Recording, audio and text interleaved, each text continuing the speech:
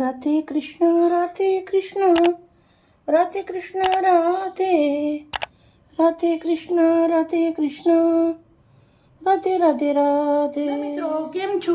મજામાં? જય શ્રી કૃષ્ણ. આજે આપણે બનાવવાના છે મુસાફરીમાં લઈ જવા માટે રજવાડી થેપલા. તો સૌથી પહેલાં મેં લીલા ધાણા લઈ લીધા છે. લીલા ધાણા, મેથી, દૂધીના થેપલા બનાવવાના છે. રજવાડી થેપલા બનાવવાના છે. જેમ રજવાડી હોટલે આપણે ચા પીવા માટે જઈએ ને થેપલા આપણે મળે ને પતલા પતલા એવા સરસ મજાના થેપલા બનાવવાના છે. મેં ધાણા સમારી દીધા છે. પછી મેં લીલી મેથી લીધી છે.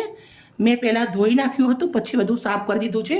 અને હવે આપણે આવીને ઝીણું ઝીણું સુધારી દેવાનું છે. આવી રીતે ધાણા સમારી દીધા છે. પછી આવી રીતના આપણે ધાણા ભેગી મેથી સમારી દેવાની છે. દૂધી છોલી લીધી છે, એકદમ કૂણી કૂણી મસ્ત દૂધી લીધી છે. દાદા બા બધા જ ખાઈ શકે એવી રીતના આપણે મસ્ત મજાના પોચા પોચા પતલા પતલા થેપલા બનાવવાના છે. તો બધી આપણે મેથી આવી રીતે ઝીણી ઝીણી સમારી દેવાની છે. મિત્રો, આપણે ગુજરાતી લોકોને થેપલા બધા બહુ ભાવતા હોય, પણ બધાની બનાવવાની રીત અલગ હોય.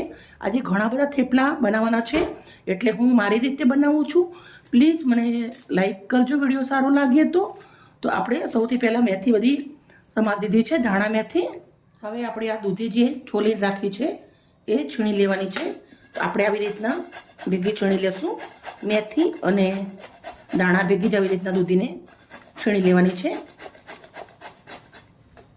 આવી રીતે સરસ. આપણે 1 કિલો ઘઉંનો લોટ ચાળી લીધો છે. 1 વાટકી આપણે ચણાનો લોટ નાખવાનો છે. હવે આપણે મેથી, ધાણા અને દૂધી નાખી દેવાની છે ખમણેલી.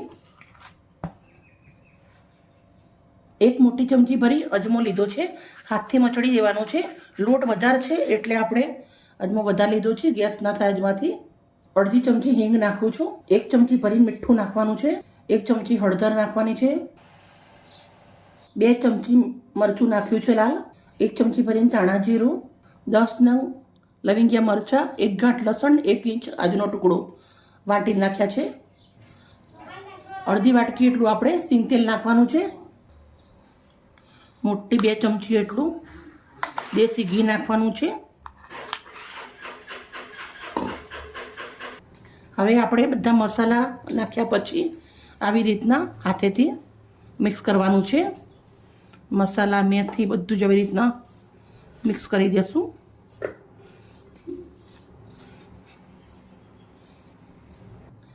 મને આ રજવાડી થેપલા બહુ જ ભાવે અને મારા ભાઈઓને પણ બહુ જ ભાવે. એટલે અમે મુસાફરીમાં જવાના છીએ એટલે આવી રીતના અમે આજે બનાવીએ છીએ. ઘરે ઘણીવાર બનાવીએ છીએ, બહુ જ મસ્ત બને છે. આજે તમારા જોડે મેં વિડીયો શેર કર્યો છે. એકવાર જરૂરથી બનાવજો, નાના મોટા બધાને સરસ લાગશે. હવે આપણે અંદર થોડું દહીં લેવાનું છે, એકદમ પોચા થાય એના માટે. તો અડધી વાટકી મેં દહીં લીધું છે. દહીં પહેલાં મિક્સ કરી દેવાનું છે. હવે આપણે દહીં મિક્સ કર્યા પછી પાણી નાખવાનું છે. પાણી નાખી અને આપણે ટાઈટ લોટ બાંધી દેવાનો છે. બહુ પાણી નથી નાખી દેવાનું, થોડું થોડું પાણી નાખી અને મસ્ત મજાનો ના કાઠો ના ઢીલો એવો આપણે સરસ મજાનો જેવી રીતના આપણે ભાખરી બનાવીએ ને એવી રીતનો લોટ બાંધી દેશું. સોફ્ટ ભાખરી બનાવીએ એવી રીતના લોટને બાંધવાનો છે. મિત્રો, તમે જોઈ શકો છો લોટ મેં મસ્ત મજાનો બાંધી રેડી કરી દીધું છે. લોટ ઘણો હતો એટલે બાંધતે વાર લાગી છે. બહુ જ મસ્ત મજાનો લોટ બાંધી રેડી થઈ ગયો છે. આપણે લોટ બાંધી રેડી થઈ ગયો છે. હાથ વોશ કરી દીધા છે. હવે આપણે એના આવી રીતના નાના નાના ગુલ્લા કરવાના છે. જુઓ, આવી રીતના નાના નાના ગુલ્લા કરવાના છે. બહુ મોટા નથી કરવાના. ડગલા પણ ગુલ્લા બનાવી અને રેડી કરી દીધા છે. હવે આપણે થોડું અટોમણ લેવાનું છે, થેપલું વણી લેવાનું છે. એકદમ પતલા પતલા સરસ થેપલા આપણે વણવાના છે.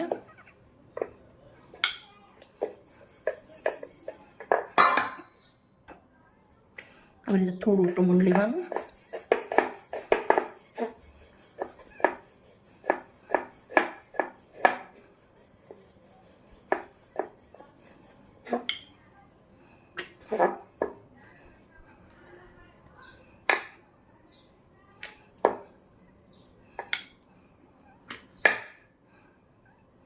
મિત્રો, તમે જોઈ શકો છો આપણું કેટલું એકદમ મસ્ત મજાનું પતલું થેપલું વણ્યું છે. બધા જ થેપલા આપણે આવી રીતે વણી અને રેડી કરી દેવાના છે. હવે આપણે એક તવી લઈ લીધી છે, ગરમ મૂકી લીધી છે. થેપલું આપણું વણેલું નાખી દેશું.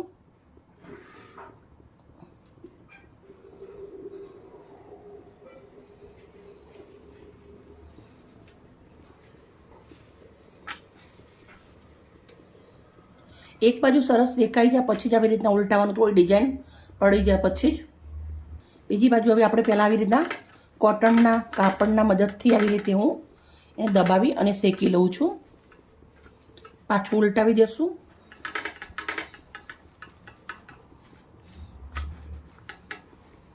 સરસ શેકાઈ ગયું છે. હવે આપણે ઘી લગાવવાનું છે થેપલા ઉપર. મિત્રો, હું ઘીનો ઉપયોગ કરું છું, તમે તેલ પણ લગાવી શકો છો. બંને બાજુથી મસ્ત શેકી લેવાનું છે.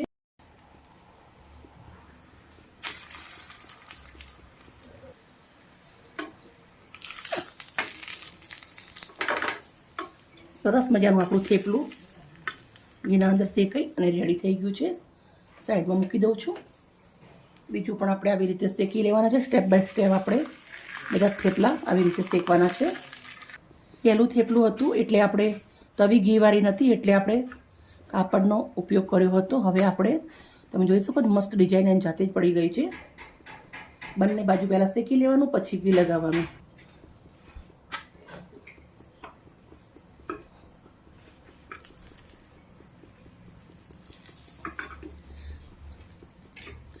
ઘીવાળા થેપલા રજવાડી બહુ જ મસ્ત લાગે છે, ક્રિસ્પી બનશે.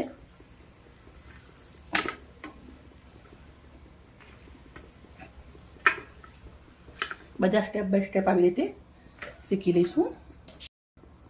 મિત્રો, તમે જોઈ શકો છો આપણે થેપલા બનાવી દીધા, પણ મસ્ત મજાની જોડે એકદમ રજવાડી ચા પણ બનાવી દીધી છે એકલા દૂધની. તો આપણી ચા પણ મસ્ત રેડી થઈ ગઈ છે. આપણે એક પ્લેટ લીધી છે, લાલ મરચાંનું અથાણું. હવે આપણે મેં મસ્ત લીલી ચટણી બનાવી છે, એ પણ થોડી જોડે લઈ લઉં છું. ચા ને ગરમા ગરમ થેપલા બનાવ્યા તો આપણે જથ્થા બની. મિત્રો, તમે જોઈ શકો સરસ મજાના આપણા મુસાફરી લઈ જવાવાળા થેપલા બની અને રેડી થઈ ગયા. ચા છે, ચટણી છે અને લાલ મરચાંનું અથાણું છે કાઠિયાવાડી. આની રેસીપી પણ આપણે પહેલાં મૂકેલી જ છે. ઓકે મિત્રો, બાય બાય. કાલે મળીશ નવી રેસીપી સાથે. રાધે કૃષ્ણ, રાધે કૃષ્ણ, રાધે કૃષ્ણ, રાધે રાધે કૃષ્ણ, રાધે કૃષ્ણ, રાધે રાધે રાધે.